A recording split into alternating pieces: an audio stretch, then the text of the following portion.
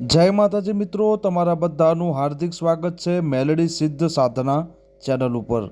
તો મિત્રો, આજના વિડીયોમાં હું તમને જણાવવાનું છું કે અમુક માણસોનો એવા પ્રશ્નો હોય છે કે માતાજી ધૂણવા આવે છે પણ બોલતા નથી, માતાજી ધૂણવા આવે છે પણ કશું સૂઝવાડતા નથી, માતાજી ધૂણવા આવે છે પણ ઘરના છે બહારના છે કે કયા દેવનો પવન છે એની ખબર પડતી નથી। તો મિત્રો, વિડીયોમાં બન્યા રહેજો। આ વિડીયો જે તમારા માટે મેં બનાવ્યો છે એને અંત સુધી જોજો। જો આ વિડીયો તમે અંત સુધી જોઈ લીધો તો તમારા મનમાં જે પણ ચાલતા આ વિષય ઉપર જે વિચારો હશે એ બધા જ પ્રશ્નોનું સોલ્યુશન તમને આ વિડીયોમાં મળી જશે।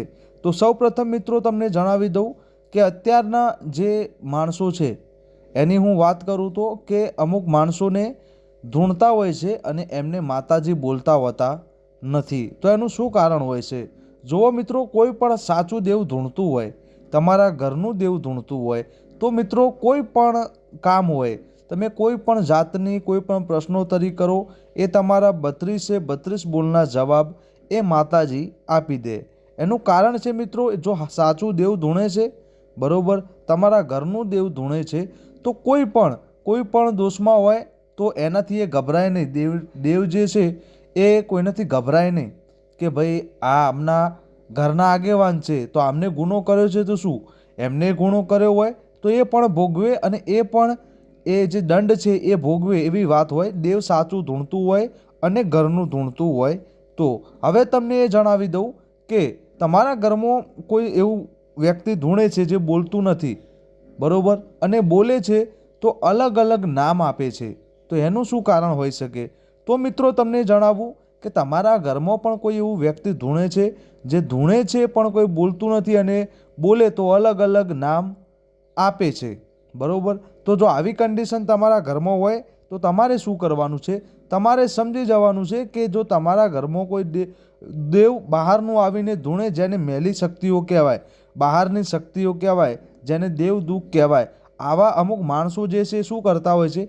કોઈ પણ માણસને અત્યારે ચાલે છે એ જ કહું છું તમને કે કોઈ પણ માણસને ઈર્ષ્યા બાબતે એમને હેરાન પરેશાન કરવા અને એમના જે ખુશીભર્યા જીવનમાં આડ અડચણ કરવા, આ ધંધા બધા કરતા હોય છે કે કોઈના જોડે જઈને કે પોતે જો આ વિદ્યાઓ જાણતા હોય તો એ આ રીતે દેવ મોકલે છે અને સામેવાળા વ્યક્તિ પાસે જે દેવ મોકલે છે એ જાય છે, એ વ્યક્તિ ઉપર, એ માણસ ઉપર એ ધૂણે છે અને સતોય એ કંઈ બોલતું નથી અને બોલે તો અલગ અલગ બોલે છે। જેમ કે અમુક વખત એવું કહેતું હશે કે હું મેલડી માતા ધૂણું છું, એ બંધ થઈ જાય, થોડી વારમાં ફરીથી ધૂણાવા બેસો તો એમ કહેશે હું સધી ધૂણું છું, હું સિકોતર ધૂણું છું, હું વીર ધૂણું છું, હું ચુડેલ જોગણી, એવું કોઈ પણ નામ તમને આપી દેશે અને જેટલી વાર તમે બેસાડશો ધૂણવા એટલી વાર અલગ અલગ નામ આપશે। હવે આનું શું કારણ અને આવું કેમ બનતું હોય છે? તો મિત્રો હું તમને એક સરળ ભાષામાં તમને સમજાવી દઉં।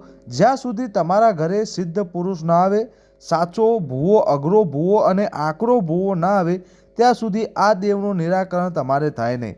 એનું કારણ તમને કહી દઉં કે જ્યાં સુધી કોઈ એવો સાચો અને જે વચનમાં બાંધે અને કોઈ આકરો ભૂવો ના આવે, જે એ સામેવાળા વ્યક્તિને કંઈ વચનમાં કે એના દેવના વચનમાં બાંધે ત્યાં સુધી એ સામેવાળું દેવ સાચું બોલવાનું નથી અને તમને આ રીતે રોજ ધૂણી ખોટા નાટક અને ખોટા રસ્તા બતાવી, ખોટા નામ પાડી અને ખોટા તમને રવાડે ચડાવવાનું કામ કરશે, જ્યાં સુધી સારો અને સાચો ભૂવો તમારા ઘરે નહીં આવે અને એ માતાઓને બંધિત કરીને અને એ પૂછશે નહીં કે તારે શું પ્રોબ્લેમ છે અને એ બંધિત ના કરે, એના દેવના વ્યવહારમાં ના બાંધે ત્યાં સુધી એ સાચું એનું નામ, સાચું એનું રહેઠાણ ક્યાંથી આવ્યું છે અને શું કામ આવ્યું છે એ તમને ત્યાં સુધી નહીં કહે, બરોબર। બીજું તમને કહી દઉં મિત્રો કે આવું કેમ હોય છે કે અલગ અલગ નામદેવ કેમ આપતા હોય છે? તો તમને એક નોર્મલ જે ડિટેલ છે એ તમને જણાવી દઉં કે તમે બધાએ સાંભળ્યું જ હશે કે નવગુરુનું ખાતું, નવગુરુનું ખાતું એટલે મિત્રો કે એમાં નવ દેવનો સમાવેશ થાય। હવે અમુક માણસો શું કરતા હોય છે, આવા જે ખાતા વાઇઝ જે દેવ હોય છે એમને અમુક વ્યક્તિઓ ઉપર આવું કોમણ કરીને મોકલતા હોય છે, જેના લીધે શું કે થોડી વાર પહેલાં એમ કે હું મેલડી માતા ધૂણી, એના પછી થોડી વાર કહો કે ભાઈ સધી માતા ધૂણી, થોડી વાર રહીને તમે પૂછો તો સિકોતર માતા ધૂણી, બરાબર. હવે આવું પકડવું હોય કે આ દેવ સાચું બોલે છે ખોટું, તો તમારે કોઈ પણ દેવ એમ કે હું આ માતા ધૂણું છું, તમારે એક જ વસ્તુ કરવાની છે, તમારે પ્રમાણ માગવાનું છે.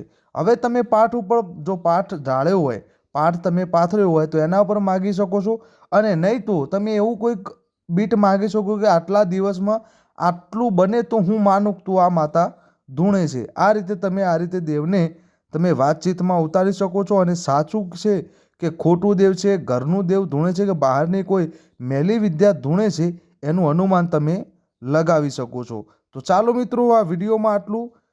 મળીએ હવે નવા વિડીયો સાથે. જો વિડીયો તમને ગમ્યો હોય તો લાઇક, શેર અને સબસ્ક્રાઈબ કરવા વિનંતી છે. ચેનલ ઉપર નવા હોય તો આપણા વોટ્સએપ ગ્રુપમાં એડ થવા પણ વિનંતી છે, કેમ કે આવા અવનવા દિવ્ય રહસ્ય જાણકારી સરળ ભાષામાં તમારા માટે હું લાવતો રહું છું. તો ચાલો મિત્રો, જય માતાજી, જય મેલડીમાં, હર હર મહાદેવ.